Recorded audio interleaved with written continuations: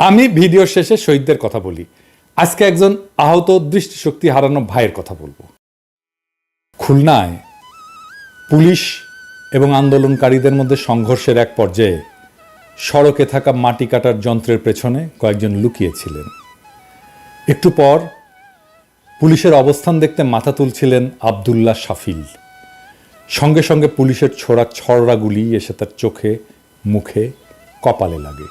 সেই ভয়াবহ অভিজ্ঞতার কথা তুলে ধরে শাফিল বলেন, মনে হচ্ছিল চোখে লাগা ছড়াটা চোখ চিরে আমার মস্তিষ্কে গিয়ে আঘাত করছে। কিছুই আর দেখতে পাচ্ছিলাম না। খুলনা বিশ্ববিদ্যালয়ের এক বড় ভাই টেনে নিয়ে যায় পাশের নর্দমার মধ্যে। এ ঘটনা ২রা আগস্টের। খুলনা নগরের হরিণটানা থানা এলাকায় পুলিশের সঙ্গে সংঘর্ষে চোখসহ শরীরের বিভিন্ন জায়গায় গুলিবিদ্ধ হন শাফিল। তাকে উদ্ধার করে খুলনা মেডিকেল বিশ্ববিদ্যালয় সহ কয়েকটি হাসপাতালে নেওয়া হয়। এরপর খুলনা, ঢাকায় একাধিক হাসপাতালে চিকিৎসা নিয়েছেন তিনি, কিন্তু এখনও বাঁ চোখে আলো ফেরেনি। ডান চোখে ঝাপসা দেখছেন, যন্ত্রণা তো আছেই। তার বাবা ইউনুস আলীর মাছের ঘেরের ব্যবসা আছে, মা মাসুমা আক্তার গৃহিণী। একমাত্র সন্তানের এমন অবস্থায় তাদের চোখে ঘুম নেই। ছেলেকে নিয়ে হাসপাতালে হাসপাতালে ছুটছেন।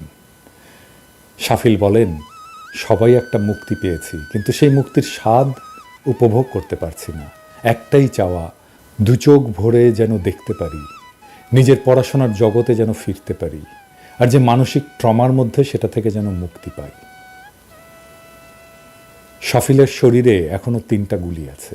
সিটি স্ক্যানের তথ্য মতে শাফিলের মাথার পেছনের অংশে, কপালের বাঁ পাশে এবং বাঁ চোখের ভেতরে গুলি আছে।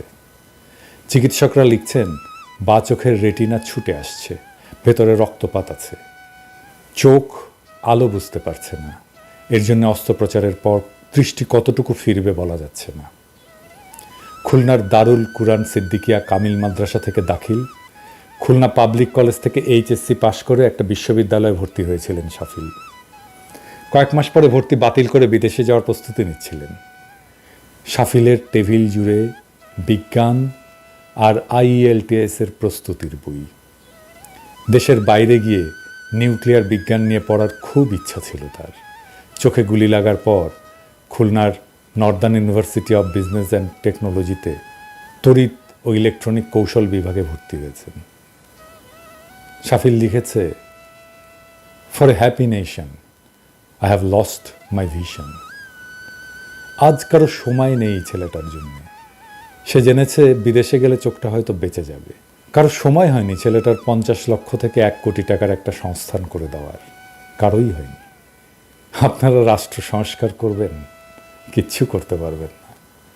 মিছেমিছি কেন বাগাড়ম্বর করেন? বিপ্লবের একজন সৈনিকের সুচিকিৎসার দায় নিতে পারেন না আপনি, কোন রাষ্ট্র সংস্কার করবেন?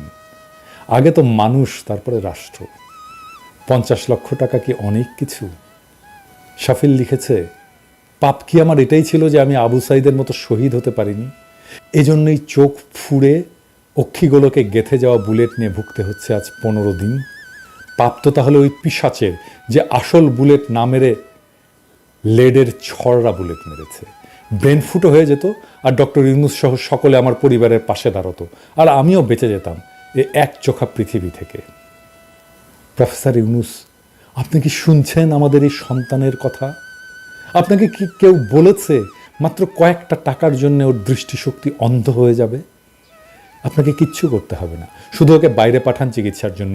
যা টাকা লাগে আমরা প্রবাসীরা তুলে দেব, কথা দিলাম। ওর দৃষ্টি ফিরে এলে আমরা একসাথে স্লোগান তুলব, স্বাধীন বাংলাদেশে ইনকিলাব জিন্দাবাদ।